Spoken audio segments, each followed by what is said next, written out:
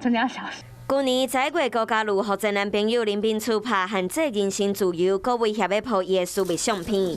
警伫12月初一，甲林秉厝躯体告案，而且伫扣押期满进前嘛结束侦查。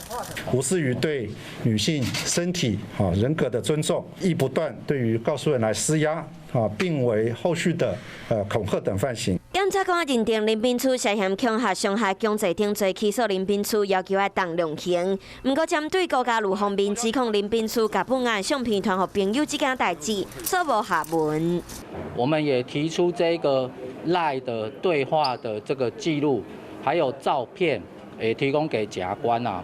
那检察官在起诉书里面就这部分并没有去处理。新北地检署对查犯包括姓赖、姓贵的女助理，还有姓吴的护理师，拢是林秉厝的女朋友。因为防掌握私密相片，才会到恐吓高嘉瑜，用手动软体该交易资料，还有到饭店收物件。林秉厝先生因此用这个猥亵影片来这个有意无意的来胁迫其他被害女子来帮他做事情，高嘉瑜委员是感同身受。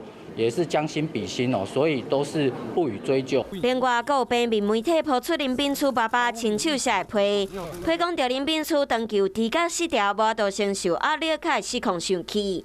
嘛讲到妈妈互家暴的时，都应该强制伊去病院。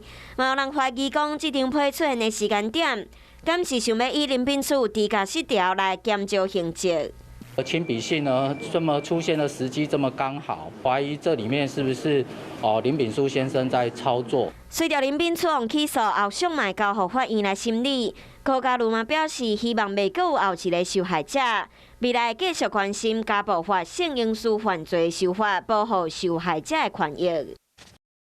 你订阅华视新闻了吗？赶紧按下订阅，开启小铃铛，还要到我们的脸书粉专按赞追踪哦。